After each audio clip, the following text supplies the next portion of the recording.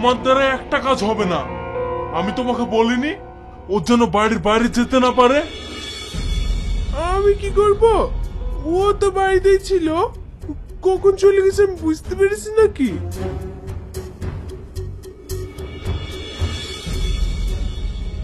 দাঁড়া, এত রাতে কোথায় গিয়েছিলি তাই বল।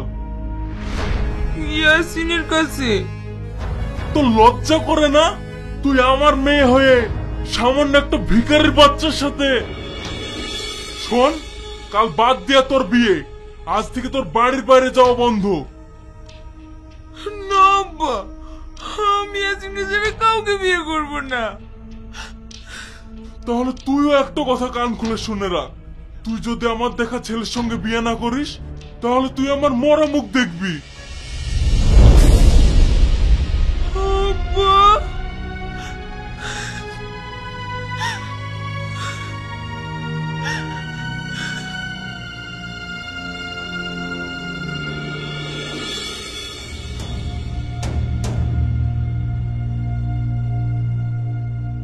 দেখ মা, তুই আর জেদ করিসনি, তোর আব্বা যেটা বলছি মেনে নে।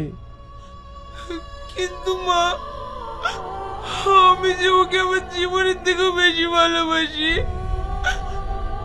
ওকে আমি কিভাবে বলি?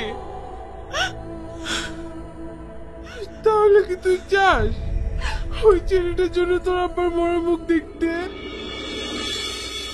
না মা, এ কথা বলো না। তাহলে মা, তুই মেনে নে। ঠিক আছে মা।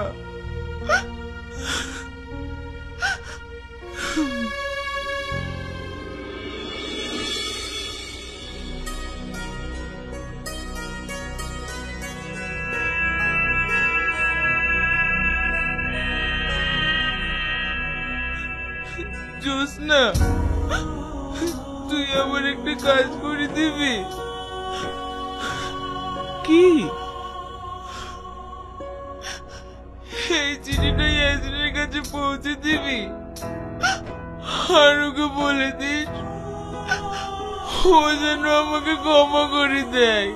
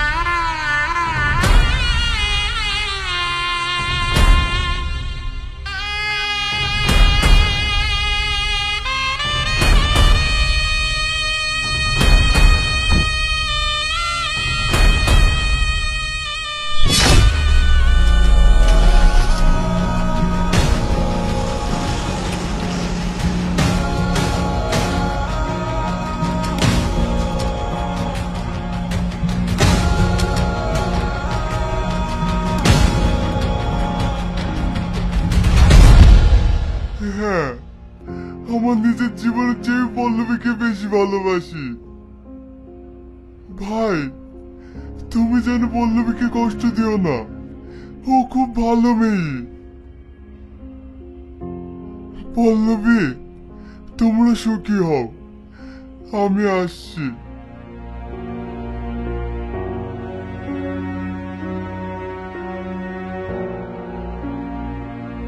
দাঁড়াও,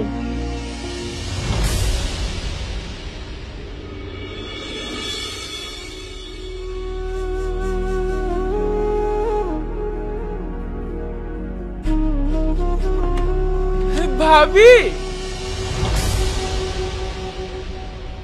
মা, মা, তুমি তাড়াতাড়ি এখানে এসো। বৌমা, ছেলেটা কে? মা, তোমার মুখ দিয়ে আমি মা ডাক শুনতে চাই না। খালাম্মা, আর তুমি বা কেমন ছেলে? তোমার বাপ মা তোমাকে একটুও শিক্ষা দেয়নি, তুমি এত খারাপ ছেলে? মা ও খারাপ না। এ তুই কি বলছিস? হ্যাঁ, আমি ঠিকই বলছি। ওরা দুজন দুজনকে অনেক ভালোবাসে, তাই আমি সকালবেলায় উঠে কাজে ডাকতে গিয়েছিলাম। আমি ওদের বিয়ে দেব। আর তুই? আমাকে নিয়ে তোমাদের ভাবতে হবে না। আজ থেকে ইয়াসিন আমারই ছোট ভাই। ইয়াসিন, এটা পরে নে, এখনই তোদের আমি বিয়ে দেব। ভাই, ভালোবাসার সময় লজ্জা লাগেনি, আর এখন লজ্জা লাগছে? যা যা পরে আয়।